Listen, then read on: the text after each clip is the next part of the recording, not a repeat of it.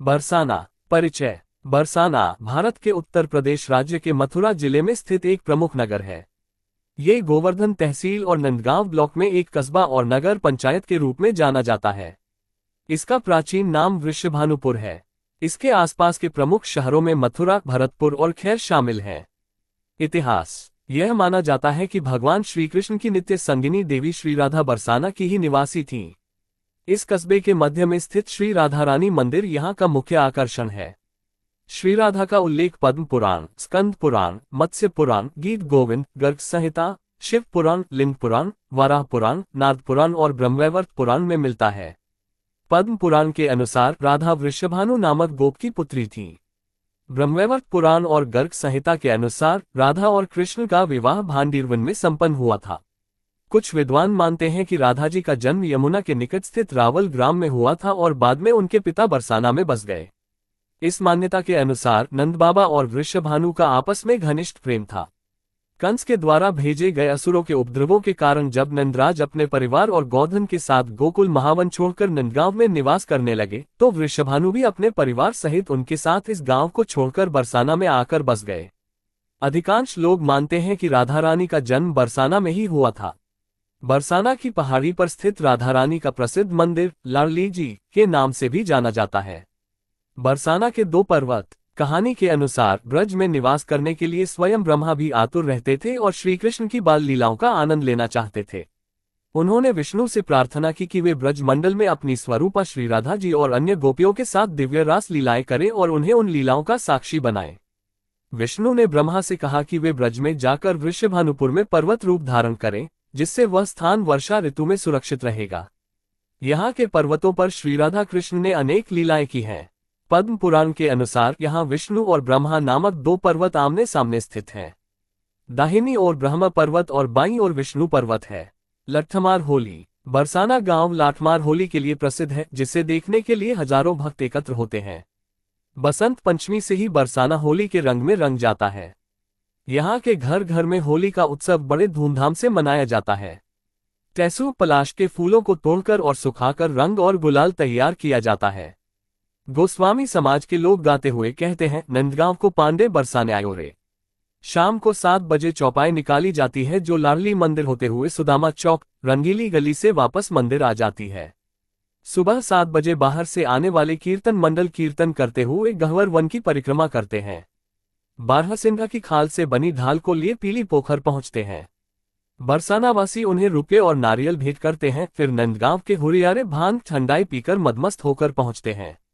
राधा कृष्ण की झांकी के सामने समाज गायन करते हैं। प्रमुख मंदिर। राधा रानी मंदिर। लाडली जी के मंदिर में राधाष्टमी का त्योहार बड़े धूमधाम से मनाया जाता है। ये त्योहार भाद्रपद माह के शुक्ल पक्ष की अष्टमी को आयोजित किया जाता है। राधाष्टमी के उत्सव में राधा जी के महल को काफी दिन पहले से सजाया जाता है। राधा जी को लड्डुओं का भोग लगाया जाता है और उस भोग को मोर को खिला दिया जाता है, जिन्हें राधा कृष्ण का स्वरूप माना जाता है। राधा रानी मंदिर में राधा जी का जन्मदिवस राधा अष्टमी मनाने के अलावा कृष्ण जन्माष्टमी, गोवर्धन पूजन, गोप अष्टमी और होली जैसे पर्व भी बहुत धूमधाम से मनाए जाते हैं। इन त्योहारों में मंदिर को मुख्य रूप से सजाया जाता है। प्रतिमाओं का श्रृंगार विशेष रूप से होता है। मंदिर में सजावटी रोशनी की जाती है और सर्वत्र सुगंधित फूलों से झांकियां बनाकर विग्रह का श्रृंगार किया जाता है। राधा को 56 भोग भी लगाए जाते हैं। राधाष्टमी अष्टमी से चतुर्दशी तक यहाँ मेले का आयोजन भी होता है। होली के त्योहार में भी इस मंदिर की विशेष झलक देखने को मिलती है। होली के अवसर पर राधारानी मंदिर से झांकी निकाली जाती है, साथ ही चौपाई भी निकलती है। इन सब के साथ साथ ही भक्त लोग गाते बजाते हुए होली के गीत गाते हुए चलते हैं। ये चौपाई बरसाना की गलियों से गुजरते हुए रंगों की बौछार करती निकलती है।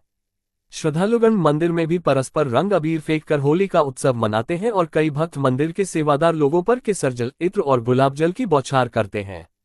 मंदिर कुशल बिहारी जी। ये कलात्मक मंदिर जयपुर नरेश माधो सिंह ने बरसाने में वर्ष 1918 में निर्मित करवाया था, जो अभी देवस्थान विभाग राजस्थान सरकार के प्रशासनिक नियंत्रण में है। अन्य दर्शनीय स्थान। भारत के प्रसिद्ध प्रवचनकर्ता और पंचम मूल जगतगुरु श्री कृपालु महाराज द्वारा निर्मित कीर्ति मैया मंदिर और रंगीली महल बरसाना के दर्शनीय स्थलों में शामिल हैं। यहाँ से प्रतिवर्ष एक रथ यात्रा भी निकाली जाती है। राधा रानी के जीवन की 10 अनजानी बातें। किंवदंतियों के आधार पर राधा के बारे में कई तरह के किस्से और कहानियां सुनने को मिलती हैं। यहाँ जानिए राधा के जीवन की 10 अनजानी बातें। 1. राधा का पुराना नाम। पद्म पुराण के अनुसार राधा वृषभानु नामक वैश्य गोप की पुत्री थी। उनकी माता का नाम कीर्ति था। राधा का पहला नाम वृषभानु कुमारी था। राधा का अधिकतर समय बरसाना और वृंदावन में ही बीता। 2. राधा कृष्ण का पहला मिलन। राधा ने जब कृष्ण को देखा तो वह बेसुध हो गई थी। कहा जाता है कि उन्होंने पहली बार श्री कृष्ण को तब देखा था जब उनकी मां यशोदा ने उन्हें ओखले से बांध दिया था। कुछ लोग कहते हैं कि पहली बार गोकुल में अपने पिता वृषभानु जी के साथ आई थी, तब श्री कृष्ण को पहली बार देखा था। 3. पूर्वजन्म से तय था मिलना। ब्रह्मवैवर्त पुराण और गर्ग संहिता के अनुसार नंद बाबा श्री कृष्ण को लेकर बाजार घूमने निकले थे, जहां राधा और उनके पिता भी पहुंचे थे। इस मिलन को पूर्व निर्धारित बताया जाता है। यहाँ हर साल राधा के जन्मदिन से अनंत चतुर्दशी तक मेला लगता है। 4. राधा कृष्ण का विवाह। गर्ग संहिता के अनुसार एक जंगल में ब्रह्मा जी ने राधा और कृष्ण का गंधर्व विवाह करवाया था। श्री कृष्ण के पिता उन्हें भंडर गांव ले जाया करते थे, जहां राधा से मुलाकात होती थी। एक दिन अचानक मौसम बिगड़ गया और अंधेरा छा गया। उस अंधेरे में ब्रह्मा जी ने राधा कृष्ण का गंधर्व विवाह करवा दिया। 5. अंतिम महारास। राधा के परिवार को जब पता चला कि वह श्री कृष्ण की मुरली सुनकर उनके पास पहुंच जाती हैं, तो उन्होंने राधा को घर में कैद कर दिया। तब श्री कृष्ण ने राधा को कैद से मुक्त कराकर उनके साथियों के साथ रात भर नृत्य किया। ये रात पूर्णिमा की रात थी जब महारास हुआ था। 6. श्री कृष्ण ने की विवाह की जिद। श्री कृष्ण और राधा में गहरा प्रेम था। श्री कृष्ण ने अपनी मां यशोदा से राधा से विवाह करने की जिद की, लेकिन यशोदा ने मना कर दिया। राधा उनसे 5 साल बड़ी थी और उनकी मंगनी पहले से ही किसी और से हो चुकी थी। तब ऋषि गर्ग ने श्री कृष्ण को उनके महान लक्ष्य की याद दिलाई। 7. श्री कृष्ण ने दी राधा को अपनी मुरली। मथुरा जाने से पहले श्री कृष्ण ने राधा को अपनी मुरली दे दी थी। राधा इस मुरली को संभाल कर रखती थी और जब भी श्री कृष्ण की याद आती तो उसे बजाती थी। श्री कृष्ण अपनी याद में मोरपंख लगाते थे और वैजंती माला पहनते थे। 8. वृंदावन में राधा का खास स्थान। श्री कृष्ण और राधा का प्रेम वृंदावन में पनपा। विष्णु पुराण में वृंदावन में श्री कृष्ण की लीलाओं का वर्णन मिलता है। यहाँ राधा और कृष्ण एक घाट पर युगल स्नान करते थे और रासलीला करते थे। वृंदावन में यमुना घाट से श्री कृष्ण और राधा की कथा जुड़ी हुई है। 9. रायान से विवाह। ब्रह्मवैवर्त पुराण के अनुसार राधा का विवाह रायान नामक वैश्य के साथ हुआ। राधा ने अपनी छाया को स्थापित करके खुद अंतर्धान हो गई और रायान का विवाह उस छाया के साथ हुआ। रायान श्री कृष्ण की माता यशोदा का सगा भाई था, जिससे राधा श्री कृष्ण की मामी बनी। 10. कुरुक्षेत्र और द्वारिका में राधा। जब कृष्ण वृंदावन छोड़कर मथुरा चले गए तो राधा का उनसे मिलना दुर्लभ हो गया। पुनर्मिलन कुरुक्षेत्र में हुआ। इसके बाद राधा और श्री कृष्ण की अंतिम मुलाकात द्वारिका में हुई। राधा ने श्री कृष्ण से अंतिम समय में बांसुरी बजाने की इच्छा जताई और बांसुरी की धुन सुनते सुनते राधा ने अपने